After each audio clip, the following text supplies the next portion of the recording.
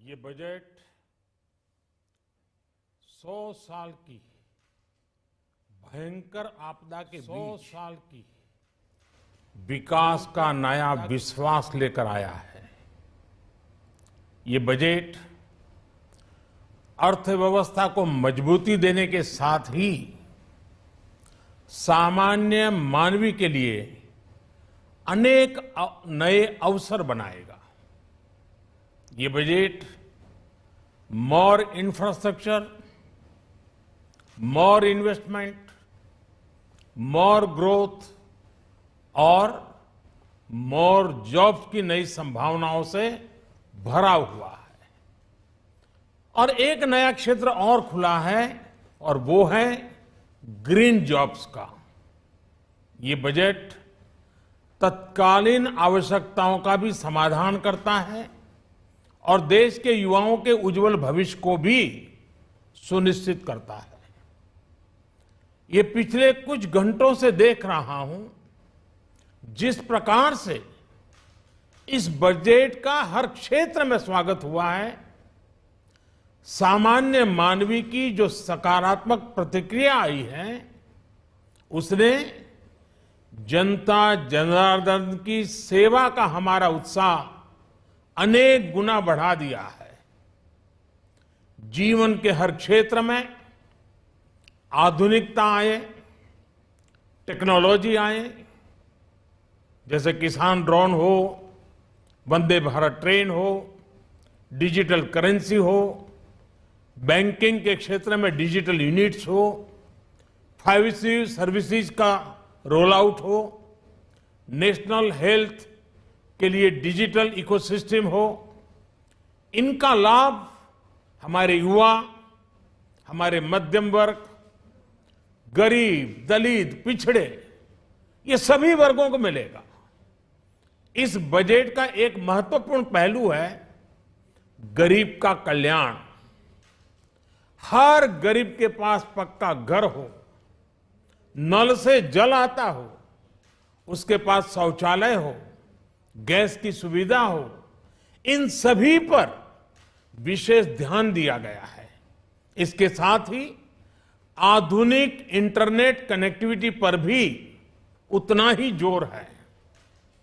जो भारत के पहाड़ी क्षेत्र हैं, हिमालय का पूरा पट्टा, जहां जीवन आसान बने, वहां से पलायन ना हो, इसे ध्यान में रखते हुए भी नई घोषणा की गई है। हिमाचल, उत्तराखंड, जम्मू कश्मीर, नॉर्थ ईस्ट ऐसे क्षेत्रों के लिए पहली बार देश में पर्वतमाला योजना शुरू की जा रही है।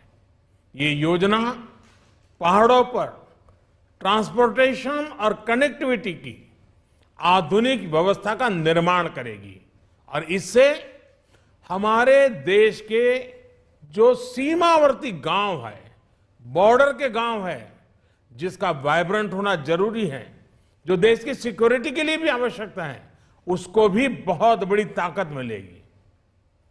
भारत के कोटि कोटि जनों की आस्था मां गंगा की सफाई के साथ साथ किसानों के कल्याण के लिए एक महत्वपूर्ण कदम उठाया गया है।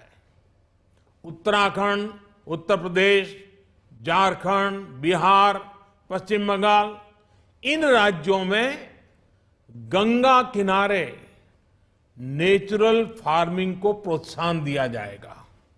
इससे मां गंगा की सफाई का जो अभियान है, उसमें मां गंगा को केमिकल मुक्त करने में भी बहुत बड़ी मदद मिलेगी।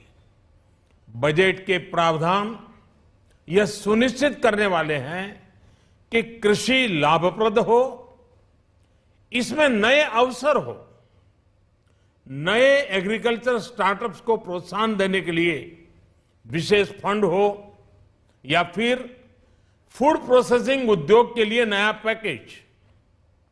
इससे किसानों की आय बढ़ाने में बहुत मदद मिलेगी। एमएसपी खरीद के माध्यम से किसानों के खाते में 2.25 करोड़ रुपए से भी ज्यादा सीधे ट्रांसफर किए जा रहे हैं। कोरोना काल में एमएसएमई यानी हमारे छोटे उद्योगों की मदद और उनकी सुरक्षा के लिए देश ने लगातार अनेक निर्णय लिए थे, अनेक प्रकार की मदद पहुंचाई थी। इस बजट में क्रेडिट गारंटी में रिकॉर्ड वृद्धि के साथ ही कई नई योजनाओं का ऐलान किया गया है।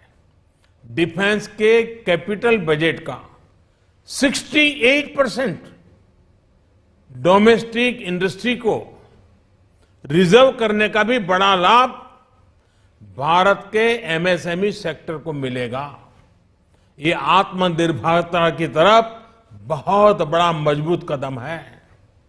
7.5 लाख करोड़ रुपए के पब्लिक इन्वेस्टमेंट से अर्थव्यवस्था को नई गति के साथ ही छोटे और अन्य उद्योगों के लिए नए अवसर भी बनेंगे।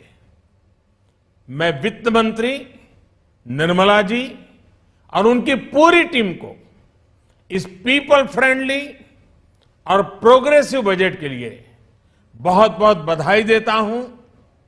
कल भारतीय जनता पार्टी ने मुझे सुबह 11 बजे बजट और आत्मनिर्भर भारत विषय पर बात करने के लिए निमंत्रित किया है। कल 11 बजे मैं बजट के इस विषय पर विस्तार से बात करूंगा। आज इतना काफी है। बहुत बहुत धन्यवाद।